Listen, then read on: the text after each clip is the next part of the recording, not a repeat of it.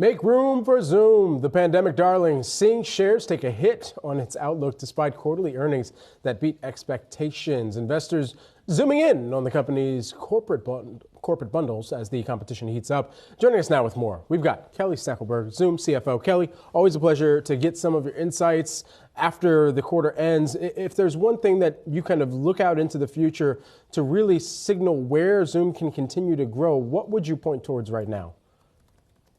Good morning. I would absolutely point towards our enterprise segment of our business as well as the platform strategy. We are making this amazing transition from being the killer meeting app that everyone knows and loves to being a full collaboration platform. You see that with the success we talked about on the call yesterday with Zoom One, which is our platform bundle, as well as Zoom Phone, Zoom Chat, Zoom Contact Center. And what this does is it really creates an opportunity for our customers to have a single place to come, collaborate, communicate. And especially when you think about the future of work, having a unified platform for all of your employees to work on as efficiently as possible is really important. Hey, Kelly, it's Julie here. You guys definitely saw strength in that enterprise business with the boost in customers as well. At the same time, the other part of the business, right, the online and more consumer-focused business did see a decline. And you talked on the call about how that's likely to continue to have what you call the dampening effect. Can you talk to us a little bit more about that, what you expect from that business and how long and how steep maybe the declines could be? Absolutely. So as you said, we have two segments of our business. We have the enterprise and the online segment. And the enterprise has really been the growth driver for the last couple of years. The online segment really has faced some headwinds over the last couple of quarters.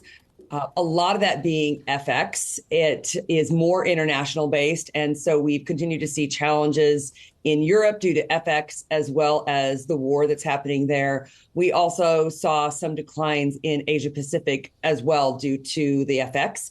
And so the team is working on lots of initiatives to improve free to paid conversion, to focus on retention. We have seen retention rates improve. In fact, our retention rates in the online segment are back to pre-pandemic levels, which is a really positive factor in terms of stabilizing that portion of the business. And as we look forwards to FY24, we are predicting that we will see stabilization of that business in the mid part of the year. Kelly, does that mean that part of the business by the back half of next year returns to growth? I would say flat to potentially modest growth. That's what we're looking at today.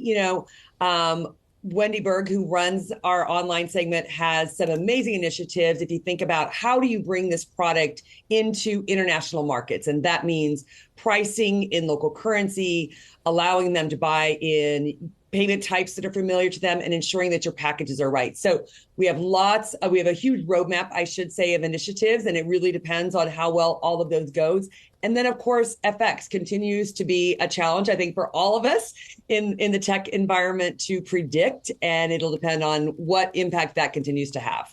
Kelly, as corporations are really trimming some of their costs wherever they may right now, are you seeing any churn in terms of the number of licenses that each account may be looking to hold on to at this point?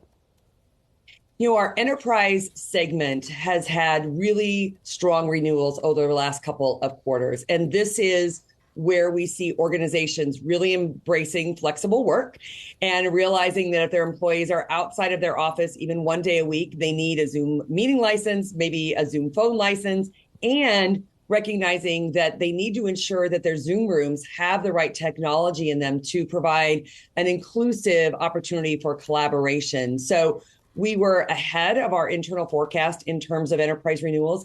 And the other thing I would highlight is that Zoom One, which is the bundle that brings together many of these products, provides a very attractive total cost of ownership for our customers and for prospects. So as my peer CFOs are thinking about how do they allocate spend as efficiently as possible next year, we have an opportunity to help them when they're consolidating vendors or potentially taking some of their on-prem, like maybe their phone system is still on-prem. By moving that to the cloud with Zoom Phone, it creates a lot of efficiencies internally. Kelly, you also talked on the call about looking at potential acquisitions Where do you see that you need to, or that you would like to add on some businesses to Zoom? In what areas? So there's a couple different aspects in which we look forward to potential acquisitions. First is continuing to add functionality. You saw about a year ago, we did the Solvvy acquisition, which brought in the conversational AI feature to our Zoom contact center. And that has gone very, very well for us. They've helped us accelerate our development in that aspect of the product.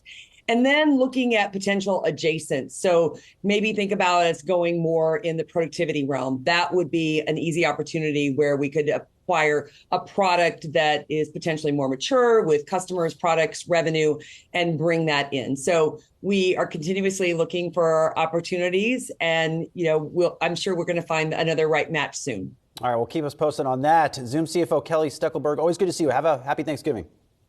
Thanks, you guys too.